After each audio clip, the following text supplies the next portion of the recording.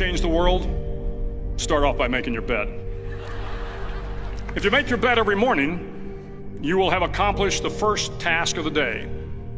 It will give you a small sense of pride, and it will encourage you to do another task, and another, and another. And by the end of the day, that one task completed will have turned into many tasks completed. Making your bed will also reinforce the fact that the little things in life matter. If you can't do the little things right, you'll never be able to do the big things right. And if by chance you have a miserable day, you will come home to a bed that is made, that you made. And a made bed gives you encouragement that tomorrow will be better. To pass SEAL training, there are a series of long swims that must be completed. One is the night swim. Before the swim, the instructors joyfully brief the students on all the species of sharks that inhabit the waters off San Clemente. They assure you, however, that no student has ever been eaten by a shark, at least not that they can remember. But you are also taught that if a shark begins to circle your position, stand your ground. Do not swim away. Do not act afraid. And if the shark, hungry for a midnight snack, darts towards you, then summons up all your strength and punch him in the snout, and he will turn and swim away. There are a lot of sharks in the world. If you hope to complete the swim, you will have to deal with them. So if you want to change the world, don't back down from the sharks. Over a few weeks of difficult training, my SEAL class, which started with 150 men, was down to just 42. There were now 6 boat crews of 7 men each. I was in the boat with the tall guys, but the best boat crew we had was made up of the little guys, the Munchkin crew, we called them. No one was over 5'5". The Munchkin boat crew had 1 American Indian, 1 African American, 1 Polish American, 1 Greek American, 1 Italian American, and 2 tough kids from the Midwest. They out-paddled, outran, and outswam all the other boat crews. The big men in the other boat crews would always make good-natured fun of the tiny little flippers the Munchkins put on their tiny little feet prior to every swim. But somehow these little guys from every corner of the nation and the world always had the last laugh, swimming faster than everyone and reaching the shore long before the rest of us. SEAL training was a great equalizer. Nothing mattered but your will to succeed, not your color, not your ethnic background, not your education, not your social status. If you want to change the world, measure a person by the size of their heart, not by the size of their flippers. The 9th week of training is referred to as Hell Week. It is 6 days of no sleep, constant physical and mental harassment, and 1 special day at the Mud Flats. The Mud Flats are an area between San Diego and Tijuana where the water runs off and creates the Tijuana Sloughs, a swampy patch of terrain where the mud will engulf you. It is on Wednesday of Hell Week that you paddle down to the Mud Flats and spend the next 15 hours trying to survive this freezing cold, the howling wind, and the incessant pressure to quit from the instructors. As the sun began to set that Wednesday evening, my training class, having committed some egregious infraction to rules, was ordered into the mud. The mud consumed each man till there was nothing visible but our heads. The instructors told us we could leave the mud if only 5 men would quit. Only 5 men, just 5 men, and we could get out of the oppressive cold. Looking around the mud flat, it was apparent that some students were about to give up. It was still over 8 hours till the sun came up. 8 more hours of bone-chilling cold. The chattering teeth and the shivering moans of the trainees were so loud, it was hard to hear anything. And then one voice began to echo through the night. One voice raised in song. The song was terribly out of tune, but sung with great enthusiasm. One voice became 2, and 2 became 3, and before long, everyone in the class was singing. The instructors threatened us with more time in the mud if we kept up the singing, but the singing persisted, and somehow the mud seemed a little warmer, and the wind a little tamer, and the dawn not so far away. If I have learned anything in my time traveling the world, it is the power of hope. The power of one person, a Washington, a Lincoln, King, Mandela, and even a young girl from Pakistan, Malala. One person can change the world by giving people hope. So if you want to change the world, start each day with a task completed. Find someone to help you through life. Respect everyone. Know that life is not fair and that you will fail often. But if you take some risks, step up when the times are the toughest, face down the bullies, lift up the downtrodden, and never ever give up. If you do these things, the next generation and the generations that follow will live in a world far better than the one we have today. And what started here will indeed have changed the world for the better.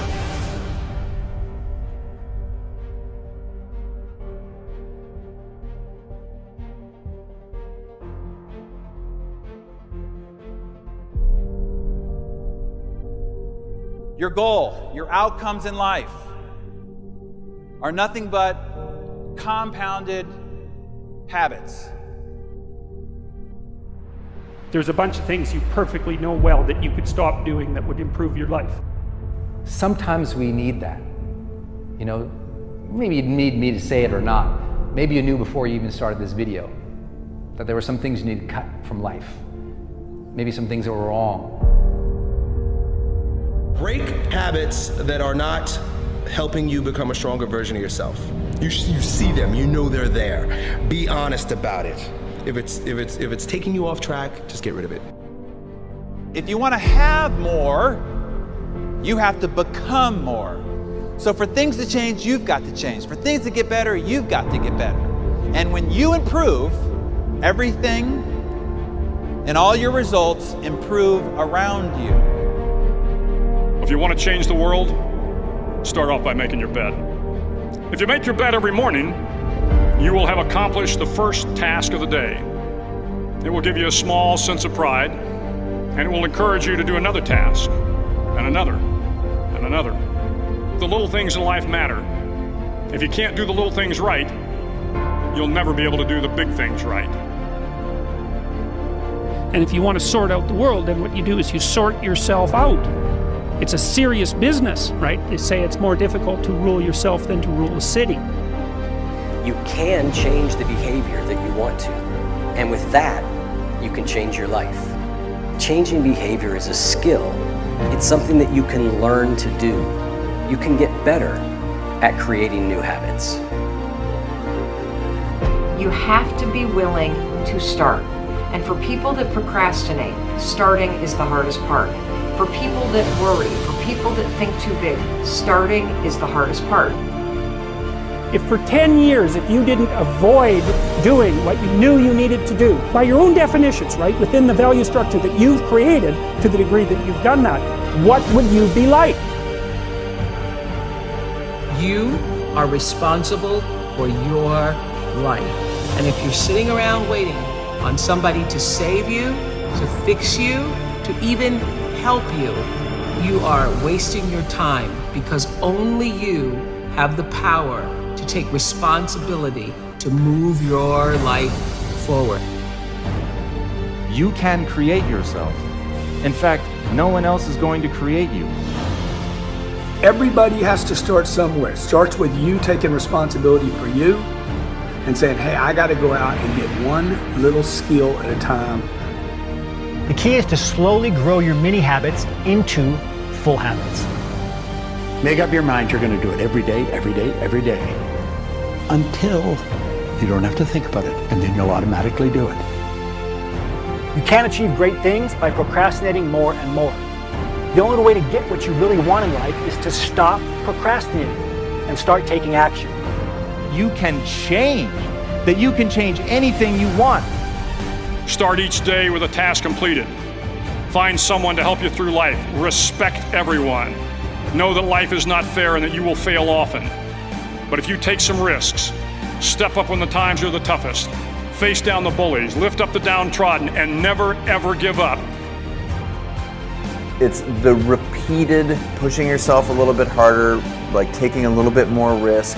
That's how big things happen. It's 1,000 small steps. And if you are watching television all the time and you're playing video games and you're stuck at home and you're not really living a rich and full life, that's also not anything to do with the media or society or the fact that you're tired after work. No, that's you. You're responsible for that. So take full responsibility.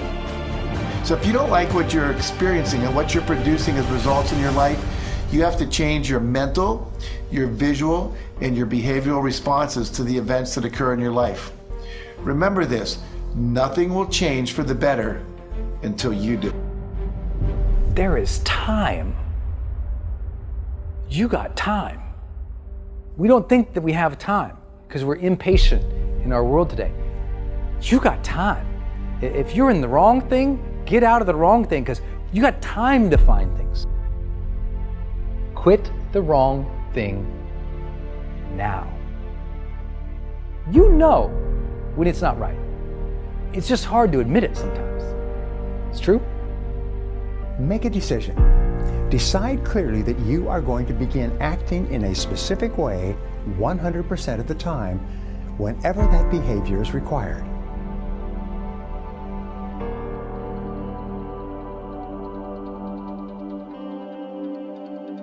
The secret of success is determined by your daily agenda. What you want to be tomorrow, you've got to do today.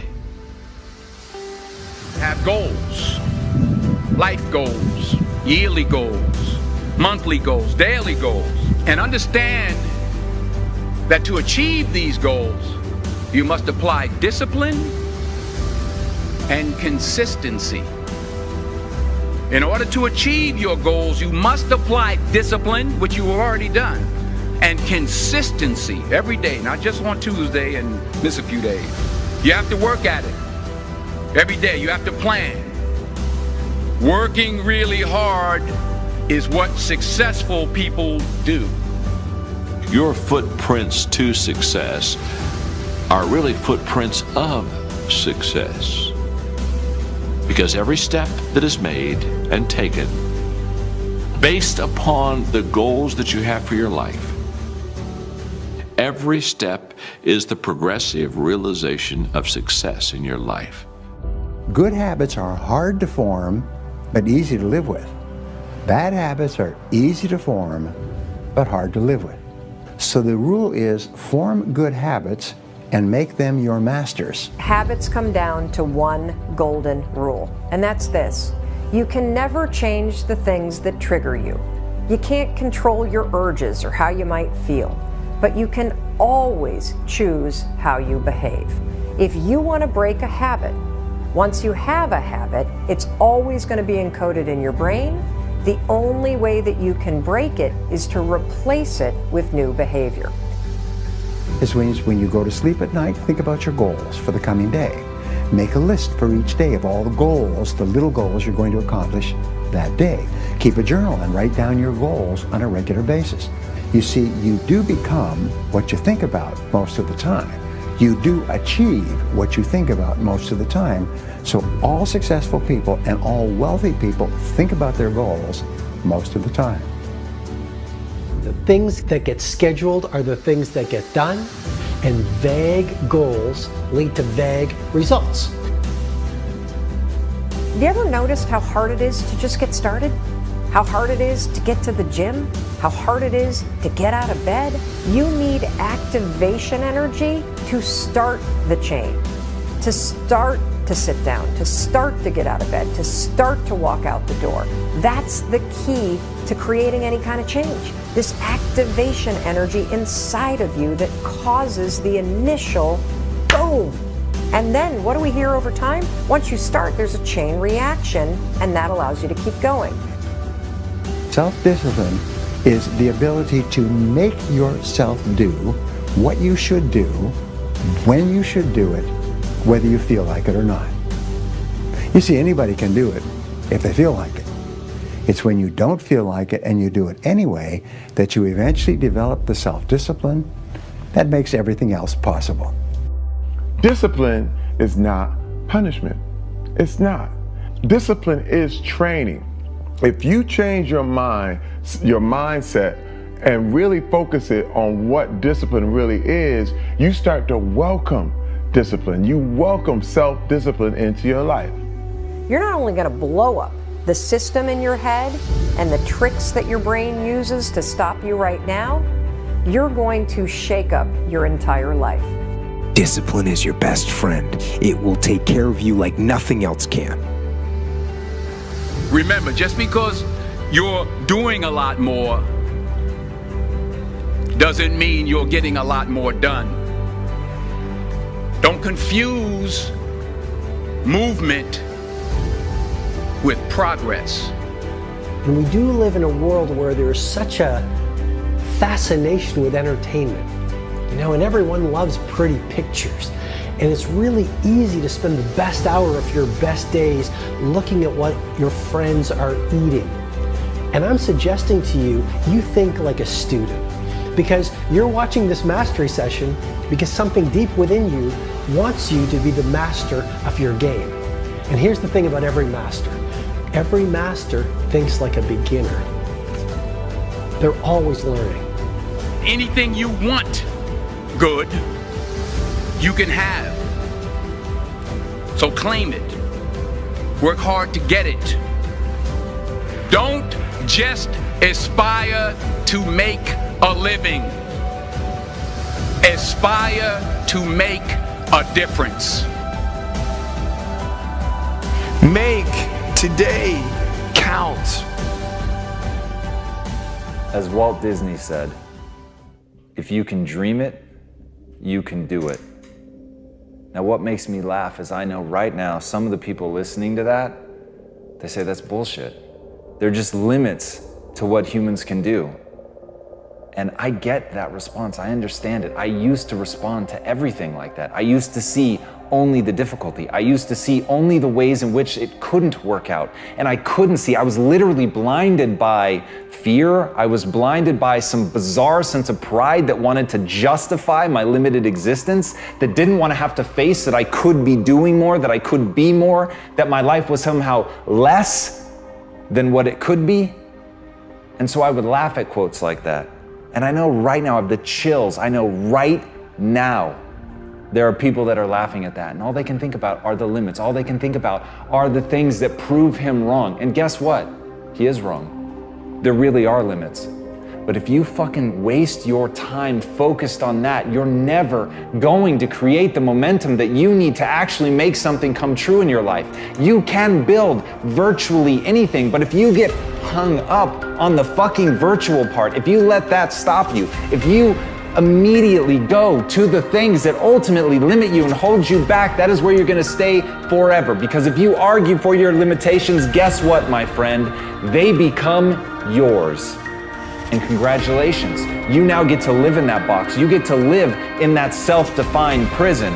But if, like Teddy Roosevelt said, instead of that, you keep your eyes on the stars and your feet on the ground, and you don't act like somebody who can't see that sure, there are limits, there are edges to this universe, but you're looking not at that. You're looking at how do you really execute. You're dreaming big, and you're remembering that your feet ultimately is that contact point. It is where the rubber meets the road. It is that moment of doing. And so if instead of rejecting it because your feet must stay planted on the ground, remember that in keeping your feet on the ground, that's the moment of action. That's the moment of doing something about it. That's the moment of seeing the fucking possibilities and then moving, doing something, making it real. So right now, give up on those weird mental mechanisms that make you actually want to fight for the things that aren't possible, to get people to believe in it, to get people to understand why you've chosen to stand still. Instead of that, convince yourself that you should be moving and go do what you know you're destined to do.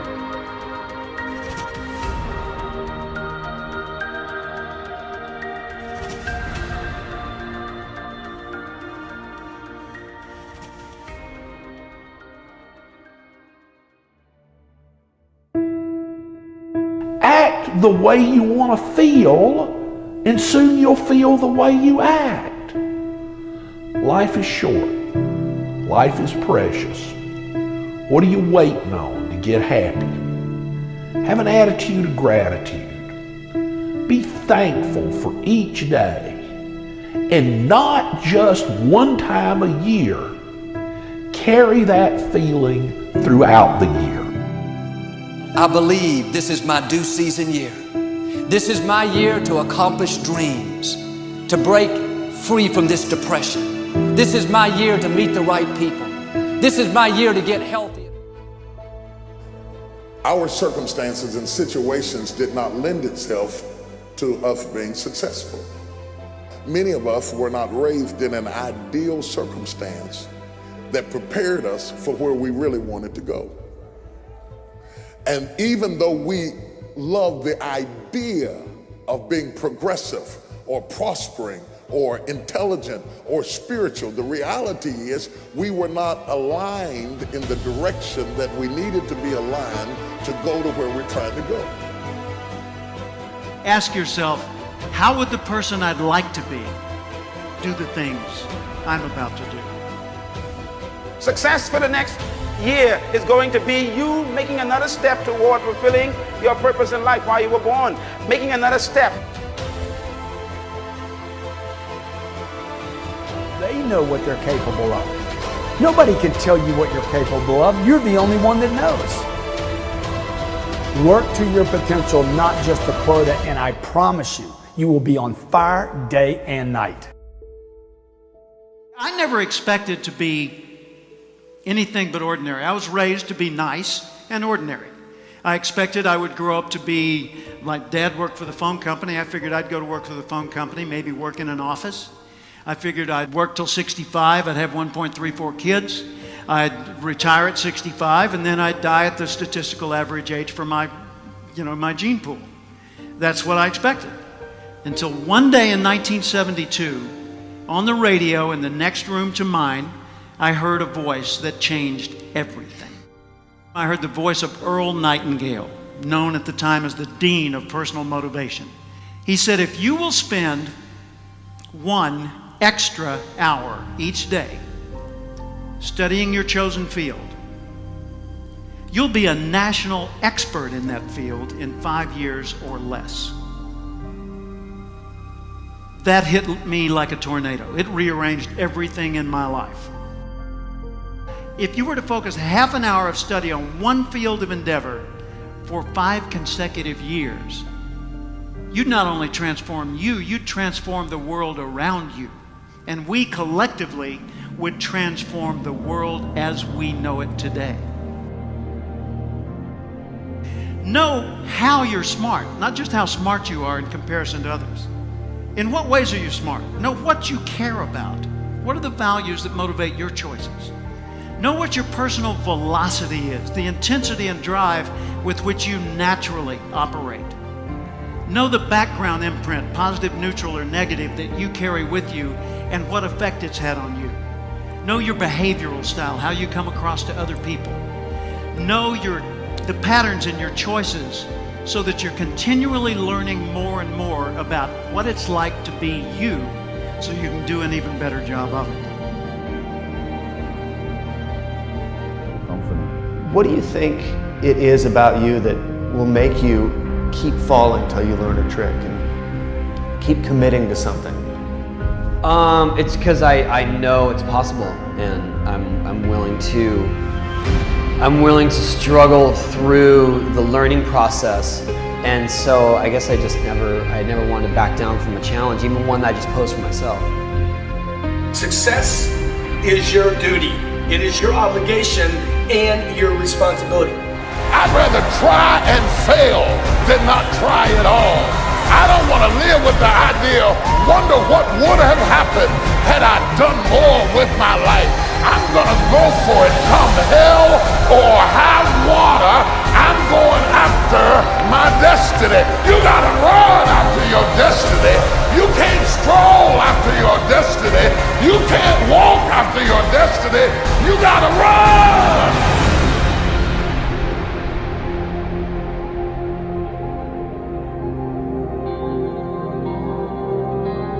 You knew you were going to slam on some tricks. Like, there was no way around learning certain things. Yeah, right? But I think that's the kiss of death, is if you're convinced that you're going to fail or fall or get hurt, that will come to fruition because that's what you're visualizing. I never I was willing to get hurt along the way, but I didn't visualize myself getting hurt along the way.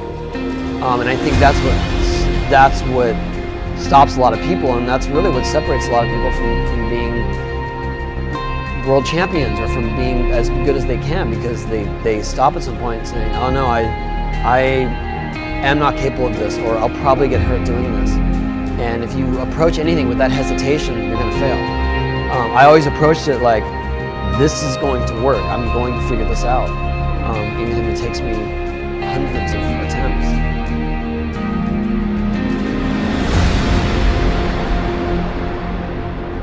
It is not the movement of the clock that produces the newness of life. It is the movement in your mind.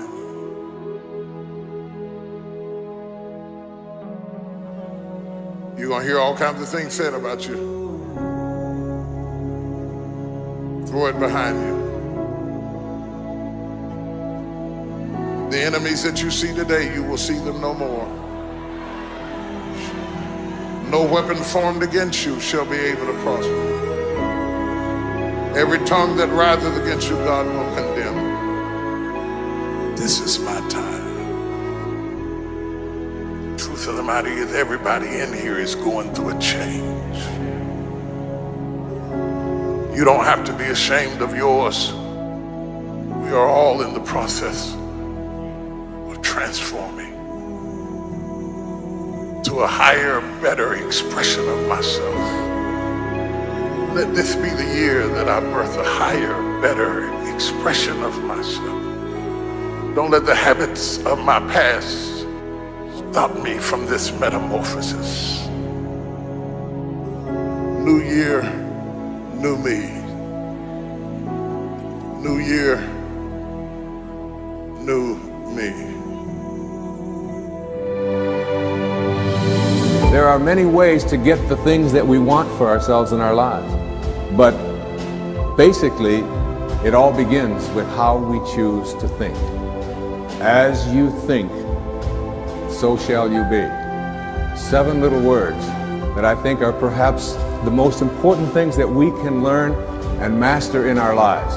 This old proverb notion that I become what I think about all day long. And once you know that what you think about is what expands, you start getting real careful about what you think about. You don't allow your thoughts to be on anything that you don't want, or that you wouldn't want to have manifest or show up for you in your life. You can believe you deserve to win. You can feel that you determine your results. You can feel incredibly motivated and inspired, and you can practice. But unless you put in the perseverance in actual effort, all the training in the world won't help you unless you hang in there when the going gets tough. And that's why most of the people I know who are successful have been comfortable with failure. Failure's fertilizer. It stinks, but it sure grows green people. And failure really helps you understand that if you've been out there a number of times, you're going to lose some and win some. When you stop to think of it, quarterbacks only complete half of their passes.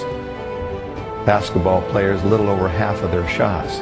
But perseverance helps you get through the rejection and get you to the goal that you have.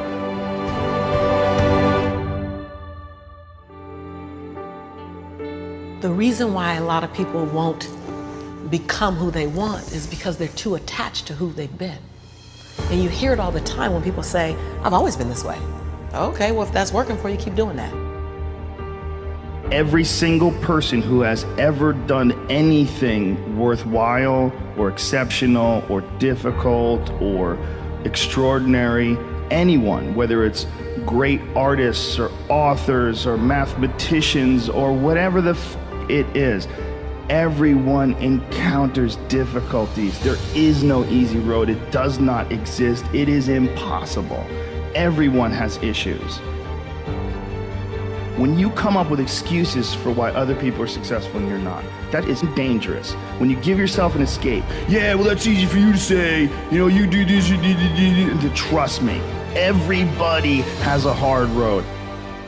I just made one choice when I was 16 years old that I was no longer going to be a victim, and that I was going to be a hero to myself, and that I was going to change my life. And I had no idea that it would lead me here, and no idea I'd be here in this set, talking to you, doing what we're doing. No idea. It was never part of the plan. The only thing I knew is I didn't want to be the victim and this other trajectory of life. I wanted something different, so I made that choice. The choices you make today, tomorrow, they might affect you for the next year, 5 years, 10 years, or for the rest of your life. A lot of young people lose hope, lose vision, and start to complain. What does being a victim get you? Nothing. Absolutely nothing. So if you're getting nothing from one direction, why not turn around and go to the other direction? Path of victimization is nothing. Path of hero, you might as well give it a shot, and all the different cool things that happen along the way are just amazing. There's never a lack of opportunity, never. If you don't think there's an opportunity there, you haven't found it. And so it's not the opportunities, it's you. Remember, the mind controls the body does not control the mind. What makes these guys special and successful in everything they do is not their physical gifts, it's their mental toughness. Things are just happening, and it's because of one choice, and that's it. So if you're listening to this and you're thinking you've made all these different choices and your life is in one direction, make one different choice. Just one, and see where it goes. The most important thing is that you have a vision, that you have a goal. Because without that vision and without that goal, again, you're drifting around and you're never gonna end up anywhere. People don't become successful just by accident. Most of you are not doing what you want to do with your life because you're worried about somebody else's opinion. Don't let anybody steer you away from where you want to be in life. Not your parents, not your teachers, not your guidance counselors. If you have a passion and you feel confident that you can do it, go after it. The hell with everybody else. This is your life. You have the tools and resources. When you wake up every day, know that you're blessed and you've been given an opportunity that most people in life have not. You have the ability to live your dreams. Decisions that you make. Take ownership. Take extreme ownership. Don't make excuses. Don't blame any other person or any other thing. Get control of your ego. Take ownership of everything in your world, the good and the bad. Take ownership of your mistakes. Take ownership of your shortfalls. Take ownership of your problems. And then take ownership of the solutions that will get those problems solved. Take ownership of your mission. Take ownership of your job, of your team, of your future, and take ownership of your life. The first source of inspiration is deciding. Second source of inspiration is planning. And now, here's a big source of inspiration, beginning. Getting started.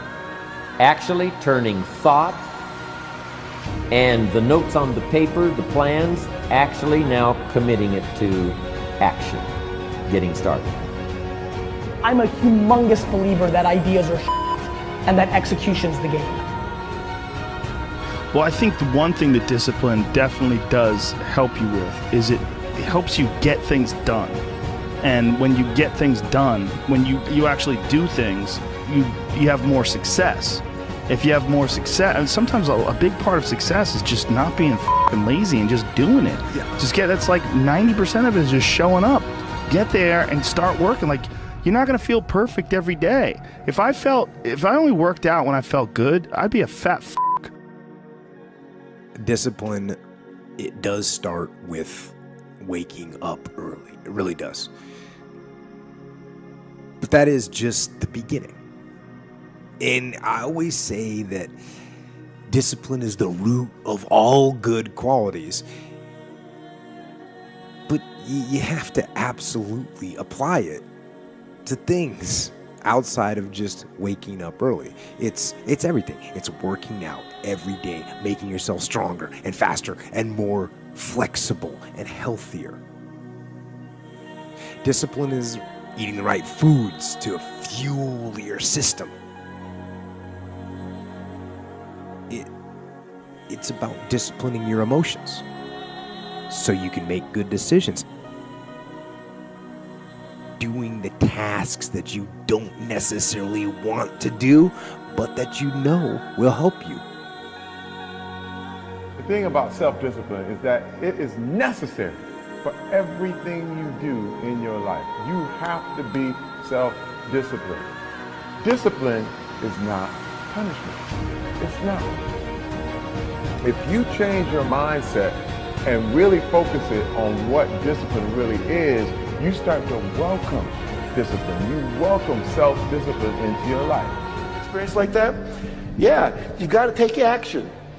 As soon as you have the impulse, start acting on it.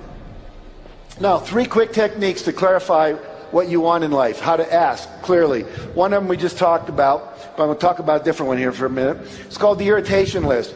My suggestion is you go back to your home, your house, your apartment, wherever you live, and you make a list of everything that isn't exactly the way you want it. Anything that irritates you. There's never a stapler by the Xerox machine. The screen door never quite closes and the bugs come in. That picture always hangs at an angle. You put it straight and it hangs at an angle again. Or there's a crack in the wall. Or, the kitchen drawers are a total mess. Or you can't find stuff in the garage or the closet. These things don't fit. Those things don't work. Your kid's room's a mess all the time. There's a smell coming out of it. Whatever it might be. Write it down. And then make another half of the sheet of paper and write exactly the way you'd like it to be. Throw away the half of the paper about what you don't want, and then go and fix everything so you get exactly what you want. Take a day or two and schedule it. Clean up as many of those little things as you can. And people go, well, why should I do that? I want to be a millionaire. I'm focusing on world peace, and you want me to be worried about my sock drawer? And the answer is yes. Because when you don't get exactly what you want in the little areas of your life, what you do is you slip into a state called resignation. You start believing you can't have it the way you want it. You actually numb out your awareness to not see that thing anymore. Have any of you ever noticed if you have a little crack in the wall and you don't fix it within a month, you stop noticing it? And then a year later, someone says, you got a big crack in your wall. But you stopped noticing it. It just became part of the background. Most people are going through life resigned, settling. Most of us are settling. Now, most of you here are not. I love this idea. He said it's critical that you make a lot of money. He said money is very useful. He said without money, the good you can do is limited to your physical presence. See, I can show up at a homeless shelter and I can hold kids and I can read stories and I can brush people's hair and I can do lots of stuff, but it's limited to my physical presence. But when you have money, as Mark does and I do and many of the speakers up here do, we give away millions of dollars. We planted over 1 million trees in Yosemite National Forest, figuring we certainly used up a lot making books. So we thought we ought to put a few back into the ground.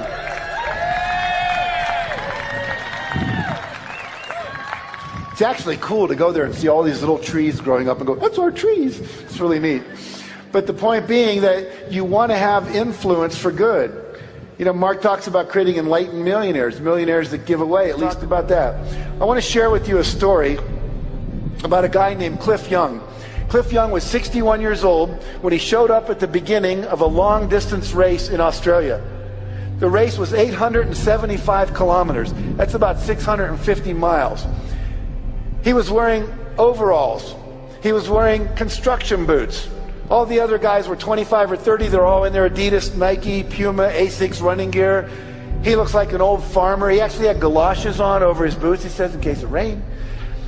They said, have you ever run a long-distance race before? He said, no. I said, well, why do you think you can do this?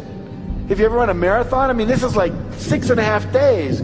He said, no, but I'm a farmer, and I have to chase my sheep around, and sometimes I have trouble, and I have to chase them for 2 or 3 days, and I don't seem to get tired. I think I can do it. He said, why don't you start with a shorter race? He said, well, this was the only days that were free on my schedule when it was a race scheduled. I said, okay. So all the racers, the gun goes off, and they all take off, and they're really running fast. And Cliff's running like this. They called it the Cliff Young Shuffle. Now, Cliff had an advantage nobody knew about. Cliff had never talked to a coach. He'd never talked to an elite distance runner. He'd never read Runner's World magazine. He never read a book on long distance running.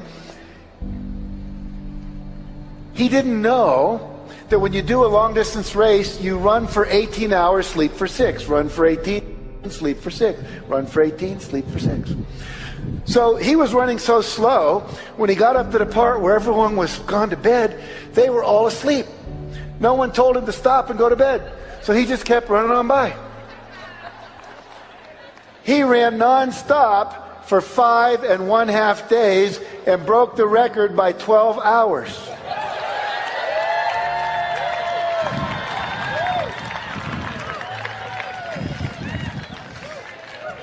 See, sometimes what you think you know gets in the way of what's possible.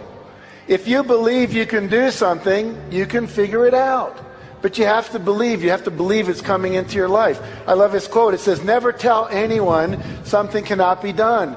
God may have been waiting for centuries for somebody ignorant enough of the impossible to do that very thing. You know, you think of all the technologies we have, the airplane, FedEx. When the guy that put FedEx together, he was an MBA student at Yale, and he presented the paper that outlined the FedEx process. They gave him an F on it and said it's not possible, it will never happen. And now when you think it absolutely positively has to be there overnight, you go what? FedEx.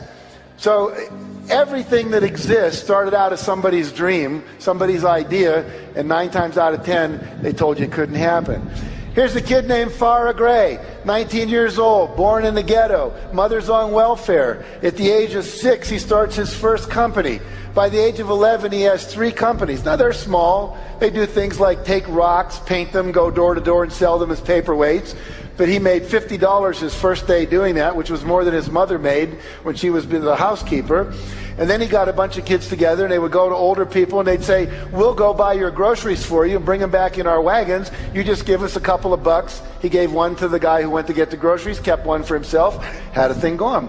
By the age of 12, he created something called the Urban Neighborhood Education Economic Council, called UNIQUE. He was getting businessmen like many of you and Harv and people like that to come in and speak to the other kids who were 12 and 13 to teach them business practices. By the age of 14, he had read a book by Deepak Chopra called The Seven Spiritual Laws of Success. One of them was the law of least effort. In other words, the thing that is the least effort for you, the thing that's easiest to do, that you can't imagine people would pay you for, is the thing that you need to go for, the thing you love to do. He said, what do I love? I love food and I love kids. So what I'm going to do is start a food company for kids. He said, what do kids like? Kids like sweet things. So he created a syrup, like a maple syrup type thing that his grandmother used to have a recipe for. And in 1.5 years, he built that company up to, now he's all of 16, and he sells it for $1.5 million. He drops out of high school, moves to Las Vegas, starts a newspaper, opens a real estate agency, then a real estate development company. Then he writes a book called The Realionaire at the age of 19. And he's worth tens of millions of dollars. Why? Because he believed he could do anything he wanted to do. He said, if someone else can do it, I can do it. If Harv can do it, you can do it. If Mark can do it, you can do it. If I can do it, you can do it. If Eric Weihenmayer, a blind guy, can climb Mount Everest, there's nothing we can't do. But you have to believe it. So every project you create, you believe you're going to create, you're going to get the result you want. Oprah Winfrey said, you do not become what you want, you become what you believe. When I was on the Oprah Winfrey show, sitting next to her, the auric field that came out of her, the level of charisma, would almost knock you over. And she said, I believed this stuff long before it was called The Secret and so on and so forth. But she believed as a little child, I can do anything I want. And she went out and did it. So can you. Step number. Unless you change the way you're thinking, unless you change your behavior, you're going to continue to produce the results in your life. See, all of us are winners, because some of us are producing results that we don't want. And so all you have to do is look at your game plan, look at your strategy. How is it that you have been being? What is it that you've been doing to produce this? So you're the director, you're the producer, you're writing the script, you're the star of your life. And as you begin to look at your life, you can decide whether or not it's a smash or whether or not it's a flop. That's in your hands. Look at your life, look at where you want to go. Don't worry about your circumstances. Don't worry about your age.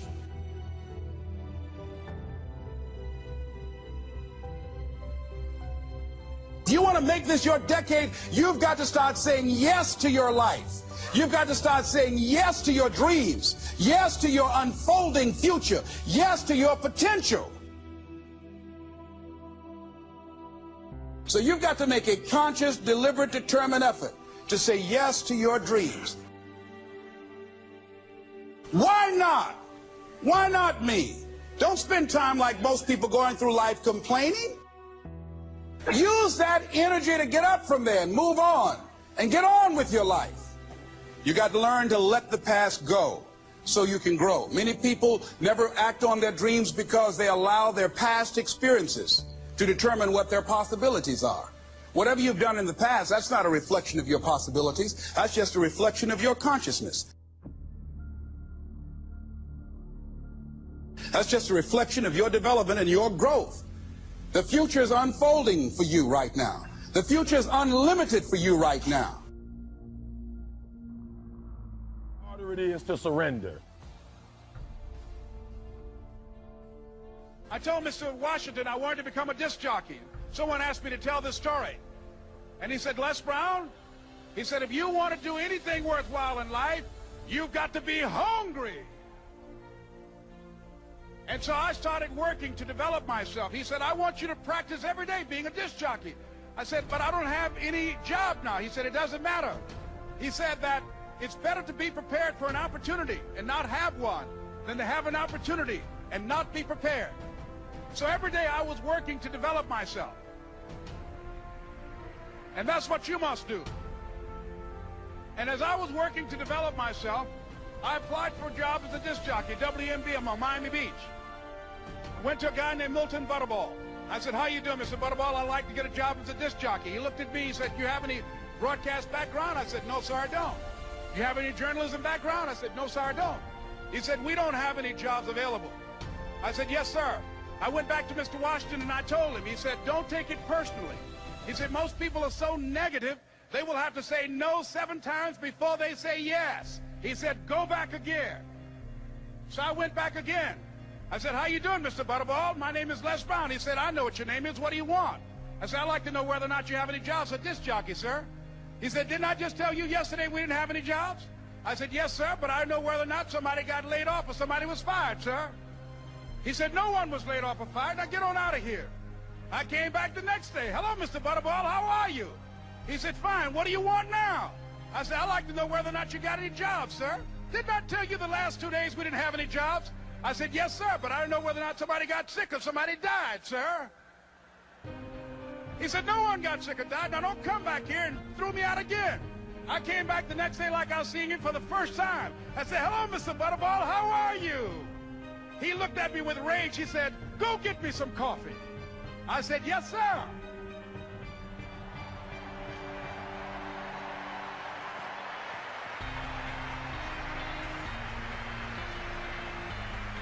And I went to get him some coffee. After a while, I would get their lunch and dinner, and I would go in the control rooms and take the disc jockeys their food, and I would not leave until they would ask me to leave. Then they started trusting me to pick up entertainers that came to town.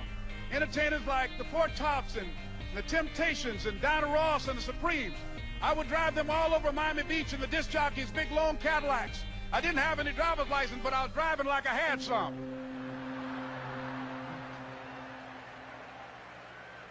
And one day, one Saturday afternoon, while I was at the radio station, a guy named Rock was drinking while he was on the air.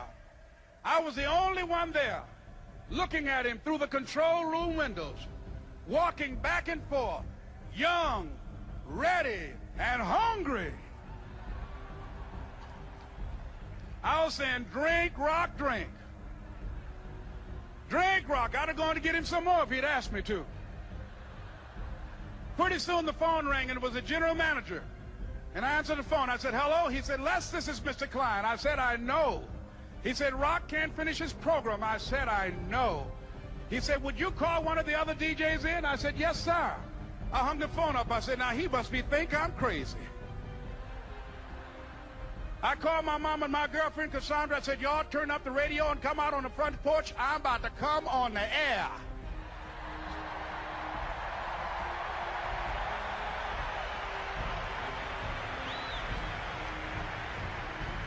I waited for about 20 minutes, and I called him back. I said, Mr. Klein, I can't find nobody. He said, young boy, do you know how to work the controls? I said, yes, sir. He said, go in there and don't say nothing here. I said, yes, sir. I couldn't wait to get behind those controls. I put on an old Stevie Wonder record called Fingertips. I sat down behind that turntable. I said, look out, this is me, LB Triple P. Les Brown, your platter playing Papa. There were none before me, and there will be none after me. Therefore, that makes me the one and only. Young and single and love to mingle, certified, bona fide, indubitably qualified to bring you satisfaction, a whole lot of action. Look out, baby, I'm your love man. I was hungry. I was hungry. You know, as a matter of fact, it was Wayne Dyer who said that it's never crowded along the extra mile. Why is it never crowded along the extra mile? Because most people will never ever go the extra mile. Most people will only do what's required of them. Most people will find a way to cut the corners. Most people don't want to get uncomfortable and push themselves and do more than they're expected to do. And because of that, when you're willing to go the extra mile, because of that, when you're willing to exceed the expectations, because of that, when you're willing to raise the bar, because of that, because when you're willing to exceed the expectations of those around you, then all of a sudden, some amazing things begin to happen. And so the reason why I'm sharing this with you is because I know this is silly, and I've got to share this with you because every once in a while we just learn a lesson from just one of the most simple things that take place in life. And so what happened is I needed to get the roof pressure cleaned at the house. And so for those of you who don't know, down here in South Florida, you know, we have a lot of climate change going on. It's raining one moment, the sun is beating the other moment. You know, we've got a lot of green trees around. So over time, our roofs, especially for people with tile roofs, over time, they'll begin to have algae on the roofs, and the roofs will become very dark and unattractive. So when that happens, it's time to get the roof pressure cleaned. And so I need to get this thing done. I don't have time to be doing all this searching and finding out who I'm going to hire. So I just went on Craigslist and I said the first pressure cleaning ad that I find, I'm calling, and if they can come and do it right away, I'm hiring them. So I go on Craigslist, I find this company, pressure cleaning company, and I go ahead and call them out. And I needed to also get one of my rental properties pressure cleaned. I need to get the driveway pressure cleaned. And so I call this company up. They say, hey, no problem. We're going to take care of it first thing on Monday. And he says, okay, here's what we're going to do. We're going to go to the rental property. As soon as we leave the rental property, we're going to come to your personal home. And so sure enough, the guy went to the rental property, knocks on my front door. As soon as he gets there, I said, listen, did you make it to my rental property? He says, absolutely. He says, as a matter of fact, let me show you something. And right away, he pulls out his little iPhone, and he already has the before and after pictures. And as I'm looking at the before and after pictures, I mean, I just expected this guy to pressure clean the driveway, but no, he didn't stop there. He pressure cleaned the driveway. He pressure cleaned underneath the carport. He pressure cleaned the walkway, and he pressure cleaned the sidewalk. So right away, this guy has exceeded my expectations. And now it's time for him to pressure clean the roof. And so the average person that gets up on the roof and pressure cleans, most time they'll be done in about 2.5 hours. I'm sitting there in the house office, I'm doing work, and it's 4 hours later, and this guy is still on the roof pressure cleaning. I get outside, I walk out to the street, I'm looking back. I mean, this guy is getting every single corner, every piece of dirt off the roof. But what happens is he comes down. And so now I'm thinking the guy's going to stop, and I'm thinking he's going to put his equipment away. And next thing I know, he's starting the pressure cleaner back up. And I say, whoa, what are you doing? What are you doing? You did a great job. What are you doing now? He said, well, since I'm already here, I'm going to go ahead and do your driveway and the sidewalk. I said, well, you know, I only paid you to do the roof. He says, yeah, I know, but don't worry about it. It's like, wow. And so I just remember going back in the house. And at that point, I literally couldn't work anymore because I felt almost like I had to watch this guy.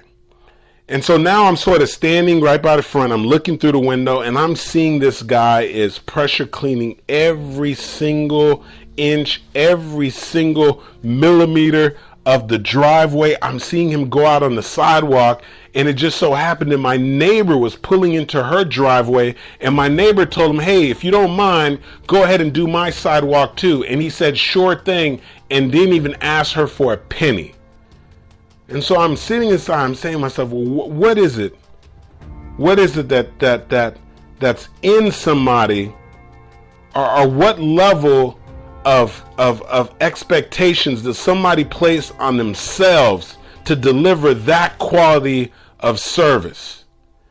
And so let me just tell you, by the time this guy was done, what he had charged me, I felt almost embarrassed to even think for a moment to hand him a check at that price. And so naturally, I had to give this guy a bonus. Naturally, I felt compelled to pay him more. Not because I wanted to be generous, but because he earned it. Why? Because he exceeded my expectations. Why? Because he went the extra mile. And so now I want you to look at your own personal life. And I want you to think about all the different areas in your life where you're looking and you're hoping to separate yourself from the competition. The areas in your life in which you're looking to break through. The areas in your life that you're looking to take to the next level. And I want you to be very honest with yourself and answer the question, are you going the extra mile? Are you exceeding the expectations? Are you holding yourself to a higher standard?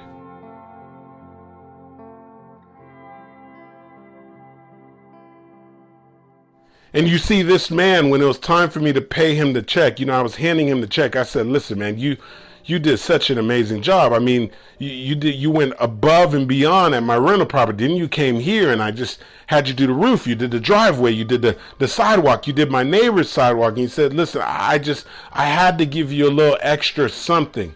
And I said, man, that's you're special, man. You don't see people who work like you anymore. And he looked me in the face, and here's what he said. He said, listen, he says, this is just my mindset. This is the way that I operate. Any job that I'm doing, I treat it as if it were my own personal house. And when he said that, this is what I learned from that experience. And I want you to write this down if you're a note taker. Here's what I learned. That at some point, you've got to hold yourself to a higher standard. Not because you're expecting to get compensated for it. Not because you're hoping to get recognition. But you hold yourself to a higher standard because it's who you are. It's because it's what you're expecting of yourself. It's not because it's what others are expecting of you, but it's because this is what you expect of yourself. That you say to yourself that if I do this, that I'm going to be the best at it. If I do this, I'm going to give it 100%. If I do this, I'm not going to try to cut corners. If I do this, I'm going to take it beyond the expectations of those around me, because I'm not looking to impress those around me. I'm simply looking to fulfill my own standards for myself.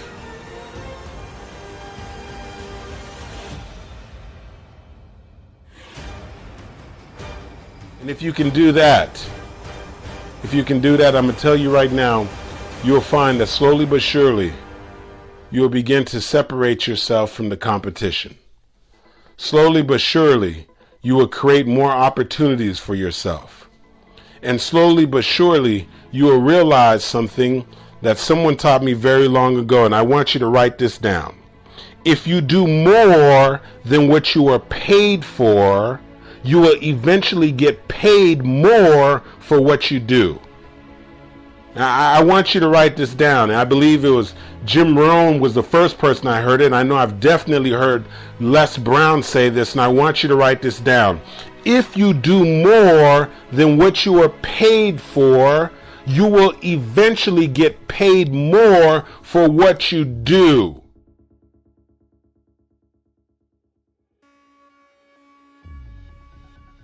And so is the reason why you do more because of the fact that you're simply looking to get paid more? No, no, no, no.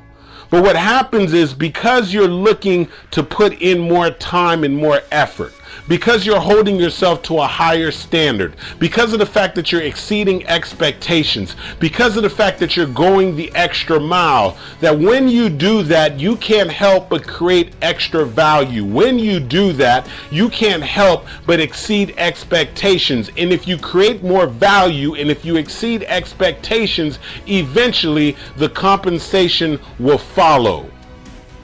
And so you've got to go the extra mile. You've got to hold yourself to a higher standard. And you've got to dig deep and do those things and place your own requirements upon yourself without anybody else telling you to do it. You see, I didn't go out there and tell the guy, hey, would you mind? Hey, could you hook me up and also do the driveway? I didn't tell him, hey, would you mind also doing my neighbor's sidewalk? Would you mind doing that? No, he holds himself to a higher standard. He says, I'm here now, so I'm going to create the absolute best value that I can. And that's what you've got to do right now in your life. And when it comes